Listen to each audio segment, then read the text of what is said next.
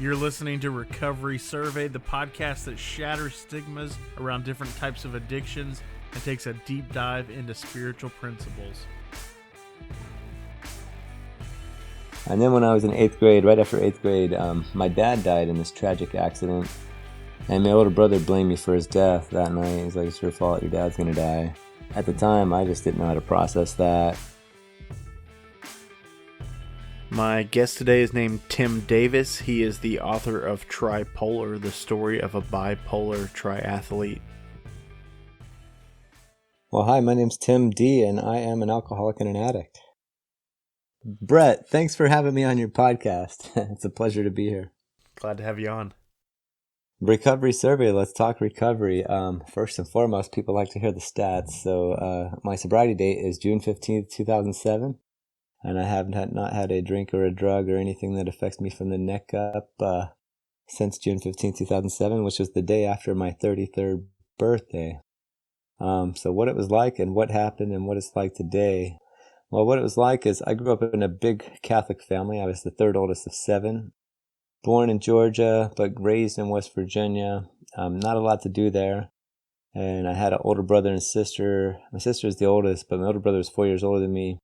And he got into all kinds of stuff, and me being his next youngest brother, he let me hang around with him and do all the things he did. So, when he was 12 years old, he was taking his first drink and his first drug, and he was letting me go right along with him. So I was 8 years old when I was taking my first drink and smoking my first wacky tobacco, marijuana. And I didn't know any better. I thought I was just being cool like him and his older friends. But I do know, looking back, I was always an anxious kid, and I sure liked the way that beer and that liquor and that weed made me feel, because it made my anxiety and my insecurities go away, and I felt like everything was going to be okay once, I had that sense of ease and comfort that comes with the first drink, as it says in the big book. I very much enjoyed that. I certainly didn't like the taste of some of the things I drank, but I always knew I liked the effects, so I pushed on right through the nasty taste of some of the things we drank, because I remember when I was a kid, when we started drinking, our dads, not my dad, but one of our friends' dads, we used to hang out at his house a lot because he would just let us drink. He didn't care what we did, and he would buy these 6-packs of Pabst Blue Ribbon for $1.29. And Pabst Blue Ribbon is not very tasty beer in my opinion, but when you're a kid with no job, a $1.29 6-pack is in your budget. So we drank a lot of Pabst Blue Ribbon as a youngster. And going through, I guess, late elementary school and going into middle school, I didn't do it every day. Mainly like a few times a month, on the weekends, here and there, whenever my older brother would let me do it with him. In the middle school, it started becoming more of an every weekend thing, but definitely not on school nights. And then when I was in 8th grade, right after 8th grade, my dad died in this tragic accident. He had been drinking a lot that day, and we were at the house, and we were kind of playing chase, and Tickle Wars. He was playing chase with me, and, I was like, ha, you can't catch me. I ran out on the balcony, and he chased me out on the balcony, and I ran down to the end of the balcony and back in the other side of the house, and he followed me, but he tripped and didn't make it. He went end over the safety rail and landed head first in our driveway below. It was a 2-story balcony. That was a really crazy night. He ended up being in a coma for 9 months. But my older brother blamed me and then he died after 9 months in a coma. And my older brother blamed me for his death that night. He's like, it's your fault, your dad's going to die. And at the time, I just didn't know how to process that. And my mom has always said the only therapy that we need is a Catholic priest. And I was a good altar boy, but I wasn't getting the kind of therapy I needed from just saying a few Hail Marys and Our Fathers, if you know what I mean. Mm-hmm. And so, I kind of stopped believing in God for a long time after that happened, because I just thought at age 13, if there's a God, why would he do this to me and our family, why would he take my father away from me, why would he let my older brother physically abuse me and blame me for my father's death? And I actually believed that for a long time. So I know in rehab, because I went to rehab several times because I'm a slow learner. In rehab, they always said, can you try and pinpoint that the point in your drinking and using career when you first sought to drink or use drugs to escape negative or painful feelings. And I can definitely pinpoint it to that event of my father's death and being blamed for it. That's when I certainly sought to drink and use more, because I had a lot of grief and trauma that I didn't know how to process. But I knew when I drank and did drugs, it's mainly smoking weed back then, that it made that pain go away, at least temporarily. Going into high school, I thought I was going to be some sort of pro athlete. But I'm 5'8", and in high school I was like 120 pounds and not very fast. So I played basketball and I was above average, but certainly not good enough to make it to college. I played football because everybody in my family plays football. But of my 5 brothers, I'm the one who was like the most mediocre at it. All my other brothers really excelled at it, but I just didn't get into it. I think partly because my older brother beat me up so much that I just didn't like inflicting violence on other people. I mean, although sometimes I'd think about how angry it made me that my older brother abused me, that I'd go out there and hit other guys really hard and pretend they were my older brother, just kind of channel my anger that way.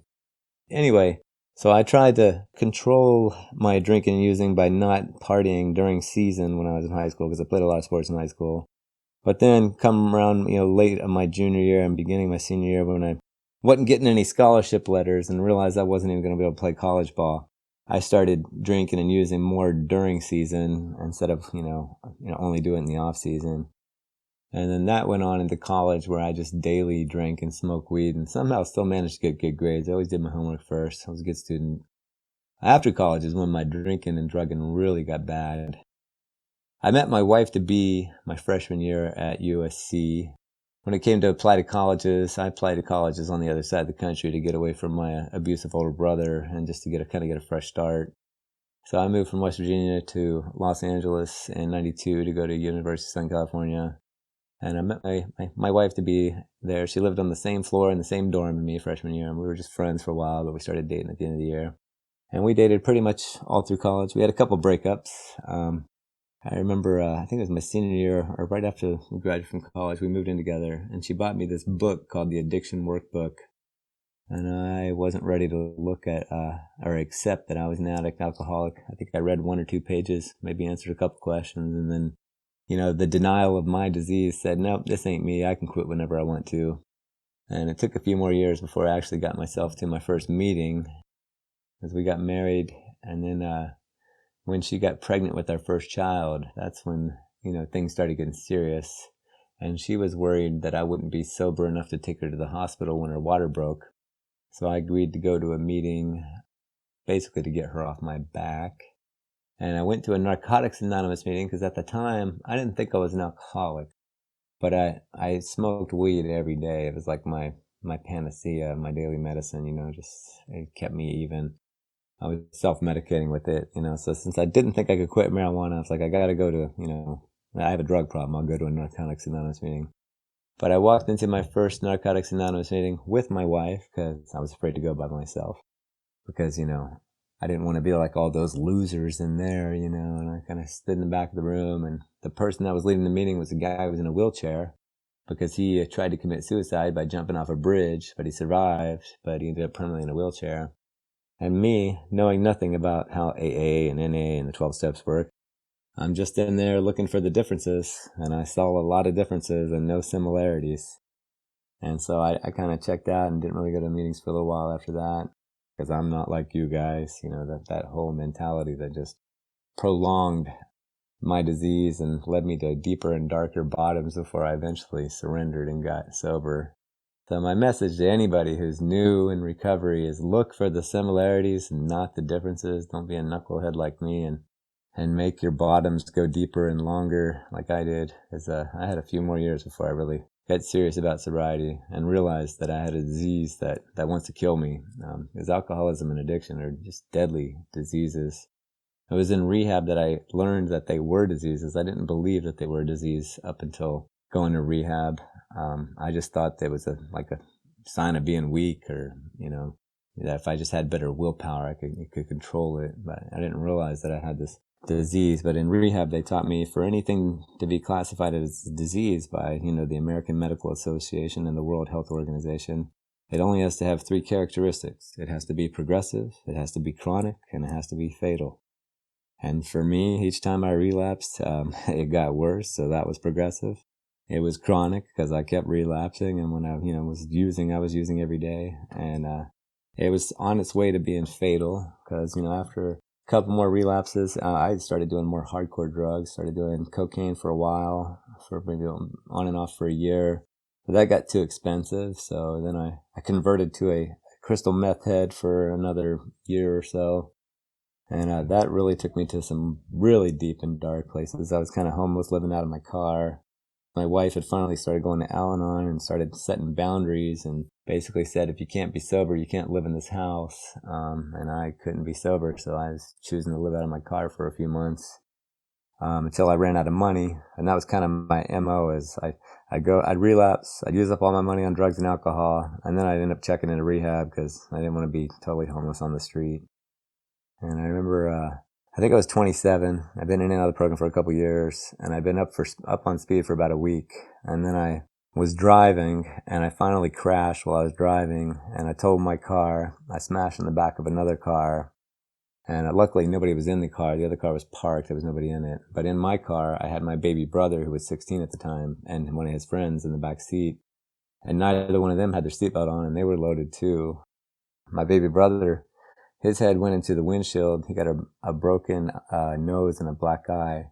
And that was the first time where I had a moment of clarity where I realized that, whoa, my drinking and using could actually hurt somebody else or kill somebody else. Up until that point in my drinking and using career, I never thought that I was hurting anybody else but myself. I just thought, I'm only hurting myself, so, it doesn't matter, I'm not hurting anybody else. But that was like one of the first things that happened to me that really kind of helped me get to the ultimate surrender where I could get sober. And the other thing happened, and I actually did stay sober for about 6 months, I think, after that relapse. But then I did relapse again. And I was also diagnosed with bipolar disorder around the same time, which gave me a real resentment. I was really angry that I'd been diagnosed bipolar because I was having a hard enough time just figuring out how to stay sober and stop drinking and doing drugs. And now the doctor, the psychiatrist have given me this other issue that I've got to contend with. Just like alcoholism, the denial was cunning, baffling, and powerful. Bipolar disorder has the same kind of denial that goes with it. So I was in real denial about that. And I wouldn't be consistent about taking my meds. And then sometimes I would take my meds and I'd start feeling better. And then my head would tell me, oh, you're cured. You don't need to take your meds anymore. And then I went through this period where I'd go off my meds, and as soon as I went off my meds, I'd start having bipolar symptoms of depression, anxiety, and mania. And then I'd start self-medicating with marijuana and alcohol and other drugs again.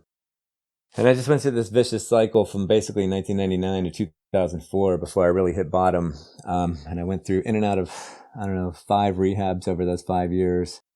And every time I got out of rehab, I was always told by my counselors and my therapist that you need to go to sober living for a long time. You need to commit for sober living before you go back home. But I was just a stubborn, pig-headed, dumb SOB that said, no, my wife's at home with my son and, and after a couple of rehabs, my 2 sons, because I had my first son in 1999 and my second son in 2001. And I'm like, my wife and my kids need me. So I'd rush straight back home with only a few weeks sober and not at a good program and barely worked any steps, or at least really worked them seriously. And before I know it, the stress of trying to raise 2 little boys and please my wife and all that stuff I wasn't ready for all that and I relapsed. But in 2004, I was like, all right, I'm tired of kicking my own ass. I'm ready to do whatever you guys say. I ended up checking into a year-long program. Well, it was a 90-day treatment program and then another 9 months of sober living. So I did a year of that. I'm like, I'll stay here as long as you want me to, a year, longer, whatever. I want to get this thing down. So I really built the foundation at this place called the Victory House in Burbank, California. And I did well. And after a year, I got to move back home. And I ended up staying sober for 3 years and a couple months. And I did, really well, except around 3 years, I got into a little trouble at work. I'm a school teacher. And at the school I was at the time, I bought a stolen iPod off of a student. And I ended up getting put in what they call the rubber rooms or the teacher jail for the rest of the year. And I almost got into a lot of trouble, but they decided just to let me go from that school district and not report it to the State Teaching Credential Commission. But I stressed out about that and I panicked, started having anxiety attacks and started self-medicating with marijuana. I went off my meds and started self-medicating with marijuana again. And I had my last relapse, which lasted about 2.5 months.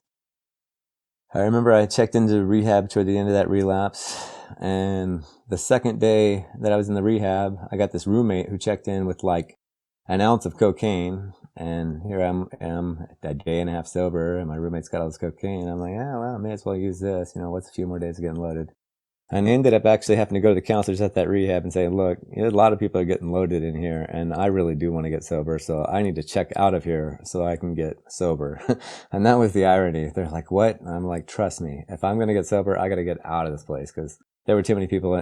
They had very loose rules, and it was a very big facility with different buildings everywhere, and there was a lot of stuff going on that shouldn't be going on in rehab.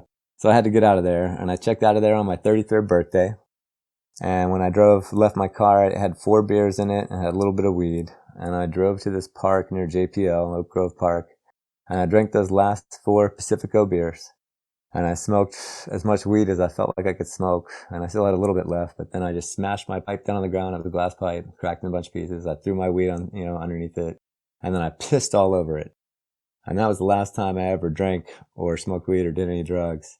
Because they told me, if you don't remember your last drink or drug, then you're not done drinking or using. So I very clearly remember those 4 Pacifico beers and that weed and that glass pipe that I smashed and pissed all over, because I wasn't about to try and use that stuff with broken glass and piss all over it. So that was my last drink or drug, and that was June 15th, 2007. And then what it was like getting sober, after having 3 years and a couple months, I thought I was doing good, but then I had to start all over, work the steps all over. And the sponsor I had actually moved away, so I got a new sponsor. And I went through the steps again with this another guy, Richard B., a really great guy. I got into a really good place with my sobriety, but I kind of had some other addictions kind of manifest themselves, because they told me in my first year of sobriety, just worry about don't drinking and don't doing drugs. So I'm going to meetings every day, sometimes 2-3 meetings a day. And in all the meetings, they have cake and cookies, and I'm just eating like a food addict, because I'm a food addict too. I got food issues. And I gained like 60 pounds in my first year sober. And then at about a year and a half sober, I stepped on the scale. I remember it was New Year's Eve, December 31st, 2008. And I weighed 250 pounds. And I was just like, holy crap. I'm on my way to 300, 250 rounds up to 300. And I was just so upset. And I just prayed to God like I did when I, prayed to get sober. And I said, God, just help me do 3 simple things. Help me stop eating seconds, eat reasonable portion sizes. Help me start exercising every day. And, and I made up this rule for myself. I'm not allowed to watch TV or play video games until I've exercised every day for at least an hour.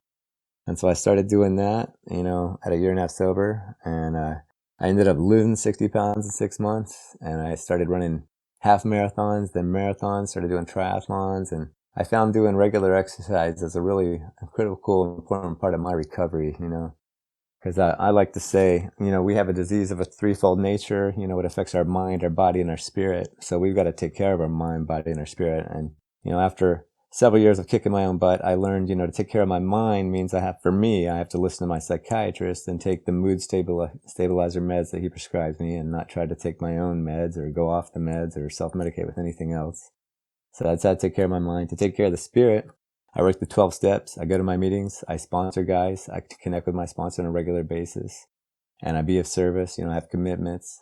And then to take care of my body was the exercise, that component for me, because I also do have the bipolar disorder. So I still get some mania, even though the mood stabilizers kind of stabilize me. They don't always stabilize me.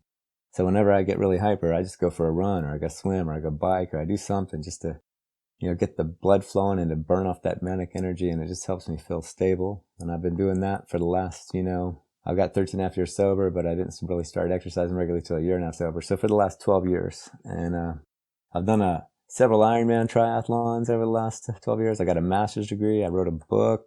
I started doing ultra running. I had a sober baby.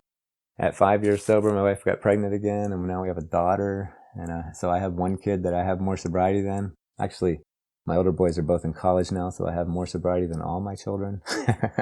Because I know that they've at least dabbled with drinking and marijuana, because they're in college, and that's what college kids do, and that's okay. My life is worlds better in sobriety, and I wouldn't trade it for the world. And unless you have any questions for me, I think that's enough out of me. Man, that's a crazy story, and I related to a lot of it. Your car crash story is very similar to events that have happened in my life, man. So I definitely related to a lot of what you shared. And I, too, am a really slow learner, and it took me a couple tries before I got it. I wanted to extend that misery as well, so I can definitely relate to what you're sharing. Yeah, this disease is cunning, baffling, and powerful, man. It took my sponsor, really telling me, look, you got a disease that's going to kill you. And he walked me into this room, this funeral of a buddy of his who had 15 years sober, relapsed, and died a week later from an overdose. And then he walked me back to my rehab, and he's like, you know what? You could die of this disease today or tomorrow, and your wife will be sad for a little while, but eventually she's going to replace you. She's going to find another dude to be her husband and to be the father for your children. And when he laid all that on me and I processed all that, like, whoa, I could die from this disease. I'm a dead man walking, and somebody else is going to replace me as the father and, as the husband of my wife and the father of my children. That just made me angry. And I just prayed to God. I'm like, no, nobody's going to replace me, because I know what it's like to grow up without a dad. And I didn't want that to happen to my children. And that also has been a huge motivation to keep me sober since he really made that clear to me. That just really hit home. And I just don't want that to happen. I think that's what it takes for everybody to have that moment of clarity and to realize we have a disease that will kill us if we don't take it seriously, one day at a time, and work all the things we need to do with the tools of the program to stay on top of our sobriety. Would you like to tell us a little bit more about the triathlons? Yeah. I love talking about triathlons. When I was 25 and 26, and I'd been kind of going to, I managed to get a year sober from age 25 to 26, mainly going to Marijuana Anonymous. And I did a couple triathlons, a couple short distance ones, sprint, a couple Olympic distance. And I liked it, but then, my disease took me away from regular exercise, and I got, fat. But then when after I really got sober in 2007 and, started losing the weight in 2009, I did another triathlon, which I kind of consider my first triathlon when I really got serious about it, in August 2009. And I remember I went out there with this old mountain bike and these basketball shorts and a cracked helmet and some basketball high tops. And I was like, I'm just going to go out there and do it and have fun. I ended up getting 16th place in my age division, which I thought was amazing for me at age, I guess, 35. I was like, wow, if I did this good without even really putting in a lot of effort, imagine what would happen if I, really got the gear. Because, a lot of these other people at the race had these carbon fiber bikes and these aero helmets and these tight suits and all this other stuff. So I ended up getting the gear and getting books, and I read a ton of books and started listening to podcasts by triathletes, read Finding Ultra by Rich Roll, Born to Run, and really got into just running, biking, swimming, and ended up doing my first Ironman in 2010, right after I took 3 years sober. I remember I went back to my home group meeting and I was like, telling them about my first Ironman. I just kept saying the serenity prayer. I must have said the serenity prayer like 1,000 times during that race. It took me about 12 and a half hours. And I was just like, I got into the swim and I'm like, God, grant me the serenity to accept the things I cannot change, the courage to change the things I can, and the wisdom to know the difference, and, just get me through this swim. While I'm swimming, I'm saying it. While I'm biking, I'm saying it, and while I'm running, I'm saying it. And then I'm also saying the 3rd step prayer and the 7th step prayer, and just doing a gratitude list in my head and just praying the whole way. And I was able to get it done. And man, it felt so good to cross that finish line. And actually at this race, they let my 2 little boys, meet me about 50 yards out from the finish line, and they ran across the finish line with me. I got a little video of them doing that. And after I did that, I was just so empowered. I'm like, wow, I felt really good, which surprised me because I thought I was going to be like majorly sore. And I'm like, if I could do this in, 12 hours and 42 minutes this year, I think 12 hours and 40 minutes, I'm like, I could probably do this faster. So then I just started chasing faster times, and signed up for a bunch more. I ended up doing like 2 a year for 5 years. I cracked 12 hours once at Ironman in Arizona a year or 2 later. And then I started doing ultra running after that and got hooked on running, mountain trail runs that were 50K, 50 mile, up to 100 mile endurance runs. And I've been more into that the last few years, but I still do a few triathlons here and there. And I love being out on the trails or on my bike. For me, it's like going to church. I just feel like I'm one with God when I'm out on the mountain trails out there running in nature. You also mentioned that you wrote a book. Would you like to tell us a little bit more about that? Yeah, I wrote a book this year called Tripolar, the story of a bipolar triathlete. People have been telling me for years I should write a book about, kind of my crazy story. And, so I finally actually got around to writing it in June 2019 through another 12-step fellowship, Debtors Anonymous. And in Debtors Anonymous, they have this thing that's really cool that I wish all 12-step programs had. It's called the Tools Game. And in the Tools Game, you just work on 4 things for 10 minutes each a day. So for 40 minutes a day, you work on these 4 things. One of them is you just make a phone call to somebody else on your team, and there's usually teams of 4. So you just make one phone call. It doesn't even have to take 10 minutes. The other 3 things you are supposed to do for 10 minutes, and one of them is supposed to be for self-care. One of them is supposed to be to work, doing something to expand towards your career or kind of vision where you want to go with your life. And then the last one is something to take care of your spirit, and you can decide what those things are. So for me, the self-care was doing meditation because I already exercise a lot. And for the expanding the career or vision was for me to start writing the book. So I just spent 10 minutes a day to start writing. Some of those 10-minute sessions turned into 2 or 3 hour sessions. And 6 months later, I had a full manuscript with 100,000 words, which was too long. So then I had to hire an editor. They helped me cut it down to about 80,000 words. And I just set another goal of, 6 months. It took me 6 months to write the manuscript, so I wanted to get through the editing process in 6 months. And I set my target on having a published date of July 2020. And, because I had finished the manuscript in December 2019. And I didn't know this whole COVID pandemic was going to hit because I was expecting to go on book tours, at least the local bookstores and libraries, and try and promote it there. But, it's been a crazy year.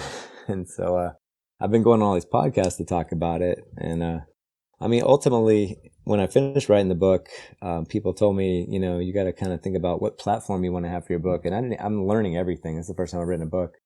And ultimately, my platform is, I really feel like people need to exercise regularly to help maintain their mental health.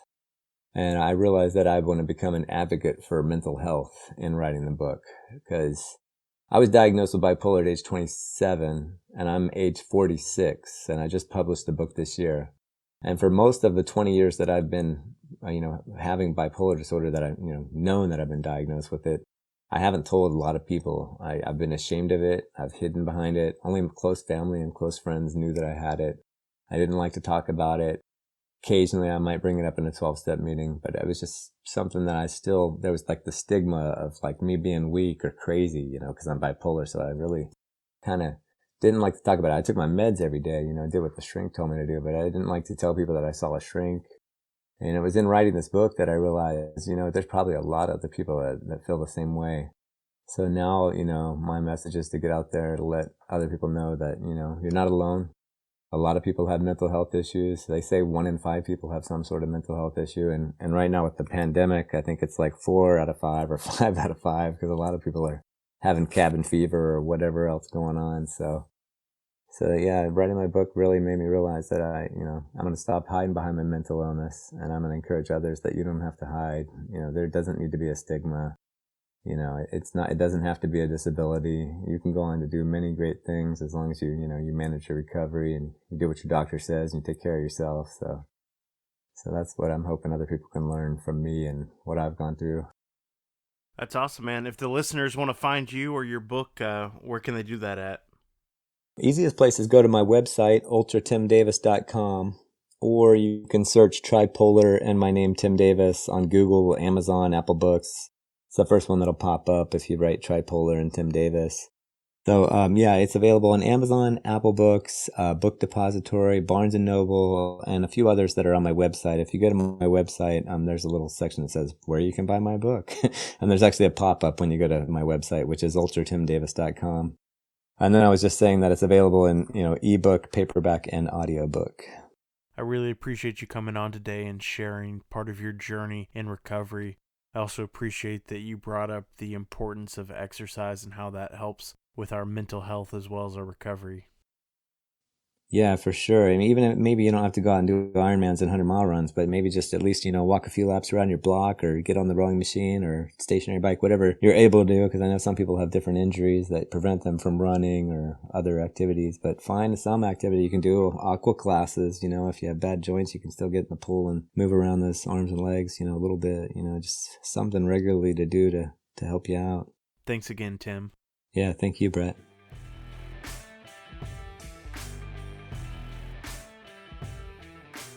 If you'd like to find out more about Tim or his book, the information will be in the show notes. You've been listening to Recovery Survey. If you got anything out of today's episode, I'd ask you to please leave us a 5-star review and share this episode with a friend.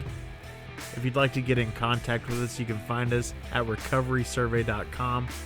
You can listen to all of our episodes on the website as well as connect with us on social media where you can get previews for upcoming episodes.